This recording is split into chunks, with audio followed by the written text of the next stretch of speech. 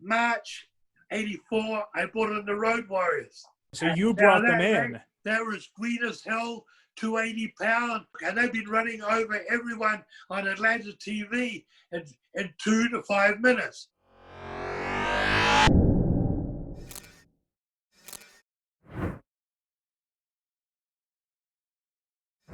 Clearly can't talk about tag team wrestling without mentioning the sad, untimely death of Road Warrior Animal, one of the greatest tag teams, obviously, right, in history. So, Luke, can you touch upon any memories that you have with the Road Warriors? Okay. I met them. They started in early '83 on TV in Turner's Studios in very much so. Atlanta, TBS. And that was worldwide now. As I said before, Jim Barnett got Ted Turner to put TBS up on satellite. So they were getting nationwide recognition and some worldwide recognition at that time. And they started. Anyhow, I'm the booker now for Joe Blanchard. I met them there because I came in to do some television work in Atlanta to get nationwide known. And I go back and I'm booking for Joe Blanchard, Tully Blanchard's father. Yeah, everybody knows. I hope everybody knows who Tully Blanchard is. Absolutely, yeah. And now his daughter's making a scene too. Mm-hmm. Yeah. Yeah, so anyhow, I'm booking for and Joe had a bad hip. So I did an angle in the TV studios at the Junction where we used to tape every Monday night. Joe came in to complain about us doing, me and Butch had gone home, being unauthorized and that, and knocking the country. I'd come in and I'd brought in to take over the book from Tully, his son. And we do this job and Joe gets the ambulance and an ambulance and taken out. He was bleeding. Joe Blanchard wrestled. He was a big name in the 50s and 60s and early 70s. Okay.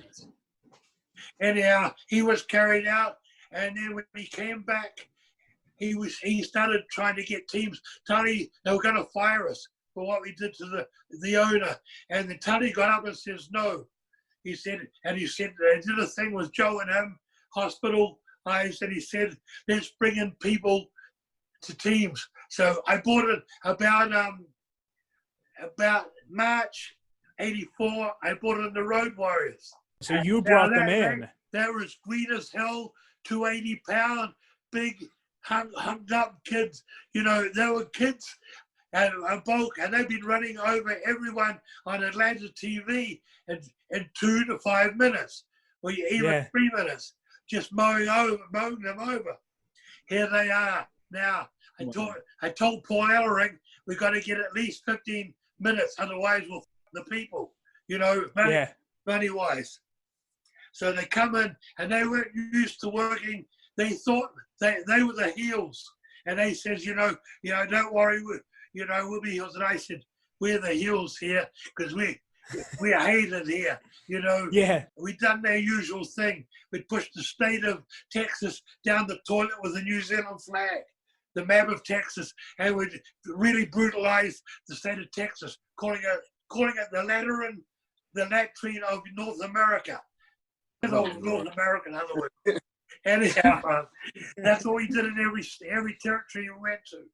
When we went in, we built up after 6 weeks to push the map of the state down the toilet with the New Zealand flag and say this is where this state should be, flushed into the sewage.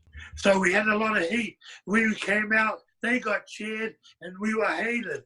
Anyhow, 4 minutes into the match, Hawk went over the ropes. They weren't used to anyone fighting back, and yeah, of course. And we were like two pit bulls. We were used to working with big guys. The psychology of tag is by the word tag. You tag in and out, tag in and out. You don't stay in all the time. But that psychology's gone today, as you know. Yeah. Anyhow, I would tag it, and 4 minutes into the match, Hawk goes over the ropes and pukes into the crowd. And the kid in the front row, we've got television cameras there. the kid in the row says, "Look, Dad, just like Kabuki, but it's got lumps in it."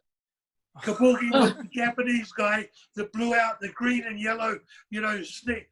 Yeah, The green stuff. Hawk's puke was sort of greeny yellow with lumps in it. And as the kid said, look, Dad, just like Kabuki. Anyhow, further on the match, we pulled over Animal to the corner to double team him. And I hooked him behind, and Butcher's machine gun him, and then he pulled up to sort of choke him, and he said to Animal in his ear, sweet as, A-S.